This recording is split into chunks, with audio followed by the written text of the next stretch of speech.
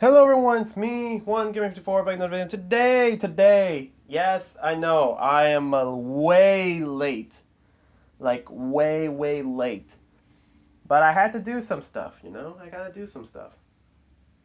But anyways, might as well get through this right now.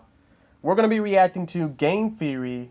This math game goes into dark places. I always knew math was evil. Curse you, algebra! But anyways, we're going to be doing reaction to it.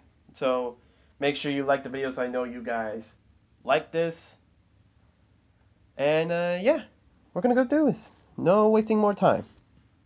We're way Just come out behind. and say it. I love ARGs. The interesting and creepy stories told through the intense levels of puzzle solving is what us theorists live for. Cracking password encrypted websites like Alex Bale's Happy Meat Farm, untangling the hundreds of shorts from the Shorts Wars, hacking through the game files for something like Inscription. It truly makes you feel like real life detectives. And each time we do one of these things, we learn something new. A new cipher, a new technique, something to help us on the next adventure. ARGs literally embody the reason that I started this channel. To learn new things and in turn, share those new things with you guys. Because at the end of the day, in every level you beat, sorry, let me take that one again. Because at the end of the day, every level you beat, Oh, what's this? Is this the new intro? Alright. Alright. Hold on. Hey, yo, tell them whoever's in the booth, they keep the utensils. Hold on. I'm actually bopping right here. Hello, Internet. Welcome to... Alright, man, but I didn't think you was cooking. I didn't know this is the new intro now. Oh, I just hope I don't get copyright from it, though. Game Theory, where that wonderful soundbite you just heard was a brand new song that's been released today by the incredibly talented Stupendium. If that chorus was fire, then the whole song is an active volcano. This collaboration has actually been a year in the making, so what I want you to do, go and check out the full video over on their channel. Link is in the description, it's up in the upper right hand corner, it's in all the places that you can possibly link another video. I was honored that Stoops actually approached us with the idea of making a song all about us and the history of game theory and all the great stupid ideas that we've had over the years. Then we got our editor Ty to put together the music video. And you know that when our editors get involved, there's going to be a buttload of references and Easter eggs crammed into every second. And who knows, there might even be a secret ARG thrown into the mix as well, with a little prize at the end for anyone who's curious enough. Or maybe not, who knows. Anyway, that full song is okay, come on, Matt Pat, don't clickbait. You gave them some support. Alright, I'm not gonna lie. I didn't think that there was a music by Stupendium. I actually do recognize his work, really. I enjoyed the Dark Deception one that he made. Which honestly, when is Dark Deception Chapter 5 coming out, man? I really wanna play it. Like, give us the console portion, man. I'm sorry. Let's keep going, okay? This video is way late in the making. Amazing and underappreciated music channel. If you're into nerdcore music, you're gonna love what you find over there. Go to that video and tell them what your favorite thing to theorize about is in the comments. Speaking of secrets hidden in unusual places, today we're gonna be talking about another ARG mystery full of corporate espionage and deception. But this one actually came from somewhere no one would have predicted. Typically, ARGs show up as something completely new, like a new YouTube channel or a random website. But this one came from a website that's been around for decades. A website so completely unassuming that never in my wildest dreams would I have ever imagined an ARG spawning from it, which makes it the optimum place for an ARG. What do you mean? This one comes from the educational flash game website Cool Math Games. What? Yeah, seriously. Now, for those of you who haven't been exposed to this masterpiece of educational nostalgia, CoolMathGames.com is a website that hosts thousands of Flash and HTML games that started all the way back in 1997. Excuse me? me? An alternative to all the other Flash-based websites at the time, like Addicting Games, Armor Games, and of course the ever-popular Newgrounds. Well, all these other websites had a ton of games. They also tended to be heavy on violence and gore and mature themes, which wasn't a problem in and of itself, but maybe not what you want your teacher to find you playing in the middle of class. This is where Cool Math Games came in. They still offered entertaining games, but they removed all the violence and mature stuff and instead made the games that were so fun that, quote, you forget that you're getting a mental workout. At least, according to them. You could learn spatial awareness in Run 3, cooperative puzzle solving in Fireboy and Water Girl, multitasking with every pop-up pizzeria spin-off in existence. Clearly, Truthfully, some of these games are more mathy than That others. long And according in to one of this our writers and a website? former teacher, Mike, the reason for the name was just there to avoid school firewall blockers. Sadly, this turned out to be nothing more than a schoolyard rumor. Sorry, Mike. But while Cool Math Games was Dang. happy to debunk that conspiracy theory, clearly the idea stayed with them. Because in honor of Spoopy Month, Cool Math Games decided to reawaken those theory fires, launching a new type of game on their site, an alternate reality game. But before I even had the chance to dive into it, it was already gone. No. Social media posts, blogs, every shred of evidence of this game's existence completely wiped clean. So I booted up the Wayback Machine to find every detail that I could about this ARG, and when I did, I realized that something was clearly going wrong at CMG HQ, something that they're not telling us. What you We've got mean? ourselves a rogue employee trying to blow the whistle on a company-wide conspiracy, a game that was never meant to see the light of day, and the life of a child quite literally hanging in the balance. Grab Excuse your me? calculators and ciphers, theorists. It's time for us to solve the cool Ciphers? math war of Cool Math Games.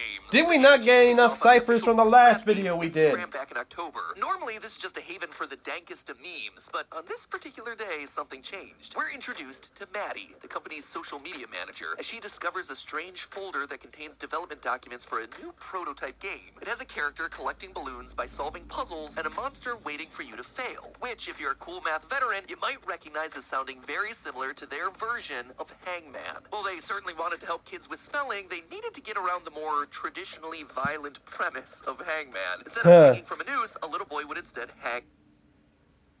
Demand more energy. Premise of Hangman. Instead of hanging from a noose, a little boy would instead hang on balloons. If he failed to guess the correct letters, one by one the balloons would pop, and he'd eventually fall into the mouth of this monster called the Beast. Not entirely sure that gets around the whole violence thing, but as they put it, quote, it had some whimsical charm to it, so I guess it's fine. Whimsical child murder. We're very familiar with that on this channel. Also, that little boy, the developers actually do give him a name. It's Balloon Boy, because everything I touch crumbles to dust and becomes FNAF. Anyway, while the documents Maddie shares seems to match up closely with the It's game an everlasting this pain. prototype didn't come out quite as expected. Branching pathways, strange endings, word solutions being more negative words like alone and darkness. All of these elements were insisted upon by this unknown developer, in some cases even saying the game physically crashed if they weren't included. And so the team decided to scrap the prototype and start fresh with a new developer, which would go on to result in the Hangman game that we all know and love and play a whole heck of a lot of during computer time at school. However, the document does end on a bit of an ominous note. Quote, but this developer still has that game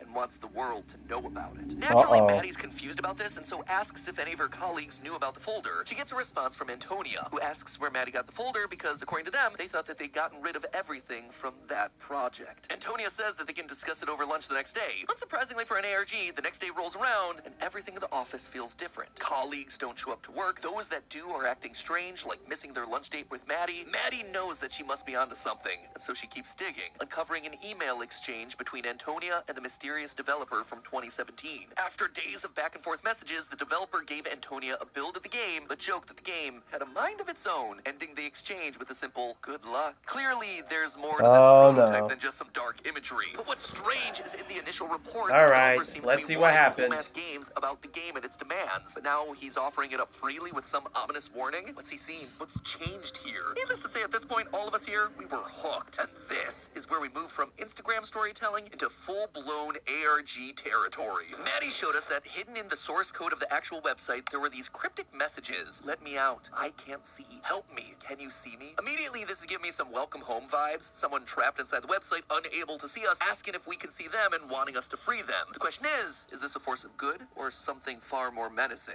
We start to get an idea the next day because now there's a massive hole on the main homepage for everyone to see. Of course, this hole is clickable, and it brings you to this page, which has not one, but 3 encrypted messages that we need to unpack. 3? Oh boy, Christmas really did come early this year. The first thing that caught our eye was the page's URL. Rather than it being just glitchy text or an ominous message, it was a random string of 2-digit numbers. 24, 32, 31, 34, 43, 44. The weird thing is, all the numbers are 2-digit numbers, and all the digits are between 1 and 4. Is that a coincidence? No. The Cool Math team actually pulled out a brand new cipher that we've never explored here on the channel, and it's actually a really cool one. It goes by a couple of different names, a nihilist cipher, a Polybius square cipher, but it's probably most commonly known as a tap code. Tap codes work by transmitting pairs of 1 to 5 taps separated by a pause. Every possible combination of 1 to 5 taps corresponds corresponds to a letter of the alphabet based on this chart, with C and K taking up the same space. It's similar to Morse code, but it's actually way more versatile thanks to not needing a way to have different lengths of sounds. This makes it especially useful for one group in particular, inmates. You see, if you tap on a bar of your cell, it's going to continue to vibrate for an imprecise amount of time. There's also no guarantee that you'll have two different items to create two obviously separate tones for use in Morse code either. So instead, the tap code became popular. How does it work for our mysterious URL? Well, 2 taps followed by 4 taps means we go down to the second row and over to the 4th column, translating to an I on the chart. 32 means we go to the 3rd row, 2nd column, translating to M. We carry on like this until we get to the final code, I'm lost. I'm gonna bet that this right here is the same person that's been communicating with us through the source code. The person that was trapped inside the website, kind of like a prisoner, needing to be let out. Which I have to say is just an extra level of smart storytelling, using a prisoner-based code for a digital prisoner. Cool math games, more like cool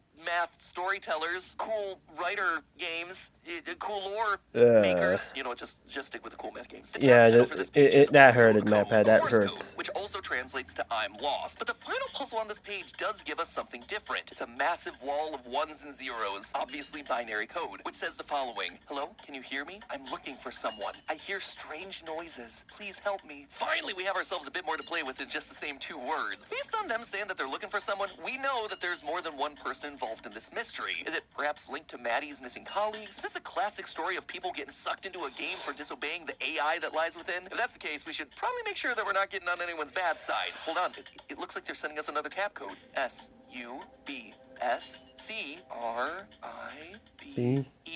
Subscribe. YouTube even made the button glow when I said that, which means that it has to be important. You'd better go ahead and click it so you don't suffer the same fate as Maddie's colleagues. Please. Even in an explosion when you hit the subscribe button, have to be on the right track. Let's keep going. So we have multiple someones trapped inside the website, but that's kind of where the puzzles end. We're kind of at a bit of a loss on what to do about it. Thankfully, Maddie comes in to save the day. She finds and uploads the mysterious prototype that we've heard so much about directly onto the Cool Math Games website. The anonymous developer of the prototype also comes out of the woodwork to email Maddie, giving her this warning. I saw you've been trying to track down my game. Don't. You'll thank me later. Which is precisely the kind of thing we theorists thrive on. Tell us not to look into a mystery, and we most certainly will. The game starts off by dropping us into the middle of a black and white forest, with arrows on the screen to help guide the character through. Both features that were mentioned in the initial reports of this prototype. Our protagonist has gotten separated from his friends, and he has to search the forest in order to catch back up with them. This right here, this is who's been calling out to us. I'm lost. I'm looking for someone. Please help me. It's our main character. They're looking for their friends out in the forest, getting lost and needing us to help guide them to safety. But that's not the only thing that we're presented with on this first screen. In the bottom left, we have a counter that says, found 0. So obviously we're going to need to start collecting something. The bottom right has glitchy text, which I suspected was important because all glitches tend to be important. Then I realized they could actually be decoded. You see, those special characters, each of them line up with a number key on your keyboard, providing that you're using the American keyboard. Creative director Tom, he was getting very confused at this point of the script. By taking your American Freedom keyboards, you can now replace all of those special characters with their respective numbers, and then translate that into another tab code, which translates to yet another found counter. You have 3 options to progress further into the forest. You can go left, right, or forward. If you just keep going straight, then the last screen is a jump scare by the beast. The screen fades to black, and you're brought back to the beginning of the game. Our lead character recites the same monologue, and off we go again. Just your typical game respawn stuff. The objective of the game is to go left and right on each screen to solve hangman-like puzzles along the way. Get one wrong, boom, jump scare, fade to black, restart. Solving each puzzle correctly, though, rewards you with a shiny red balloon and a found counter in the bottom left ticking up. But balloons aren't the only thing that you find on this journey. You also uncover a pile of glitchy popped balloons and a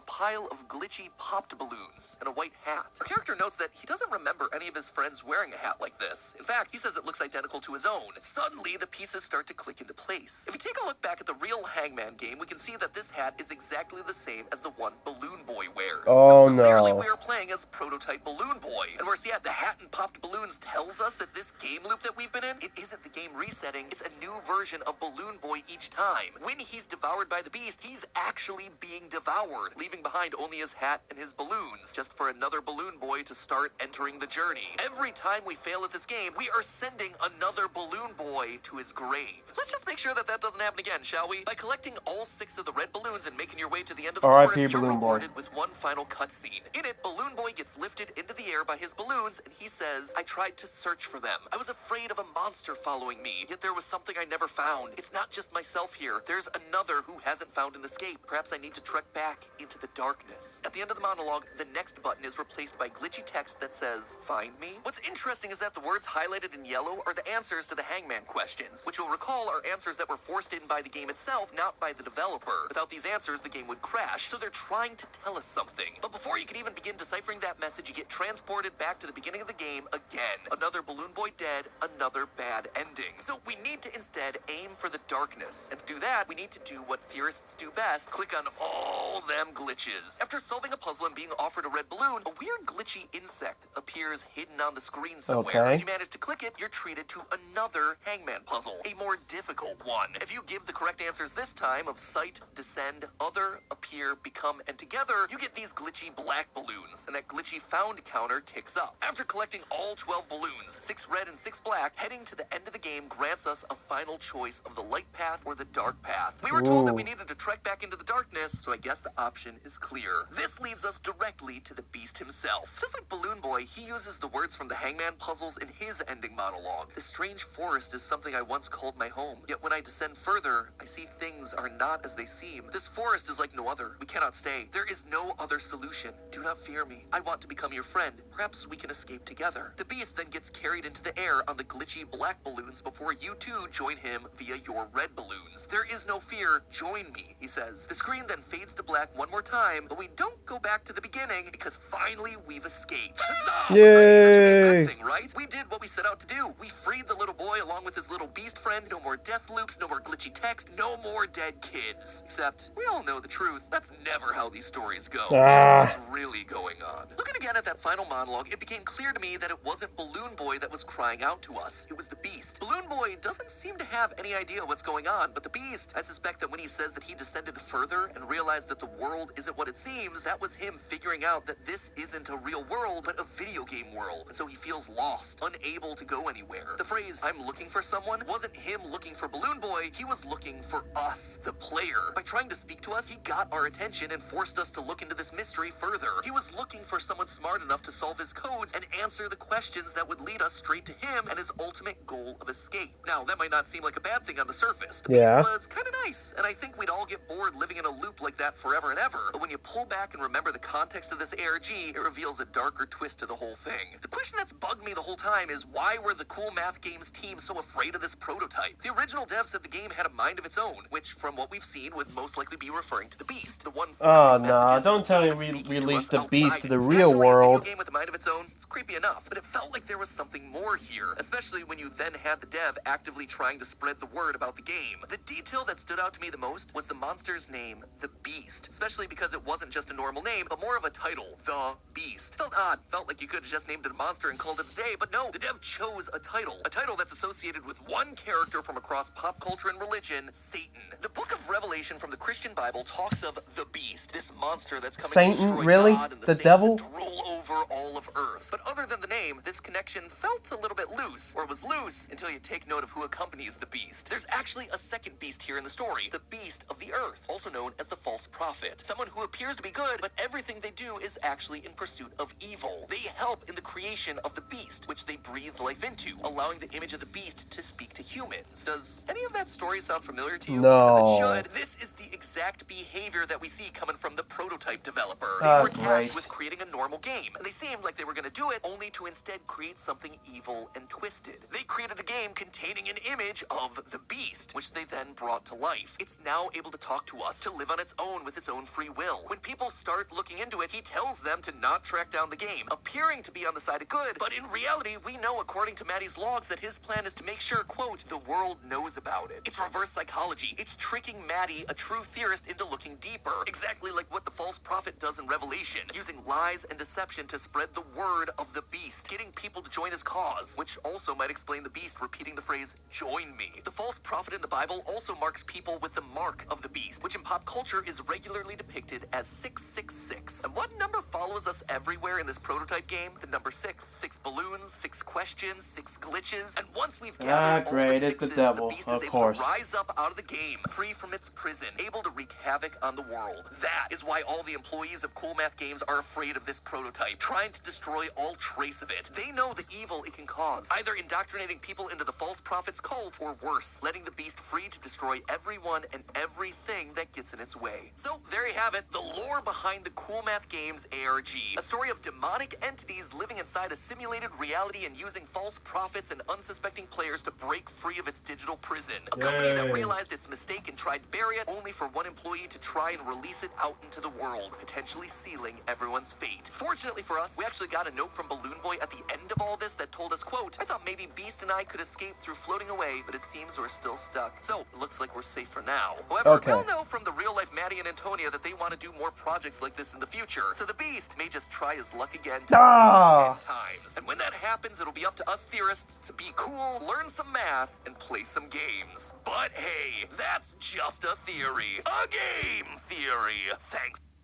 Alright, that's the end of the video. Alright guys, I think that's interesting. I didn't think an educational game website is now part of an ARG. That's crazy.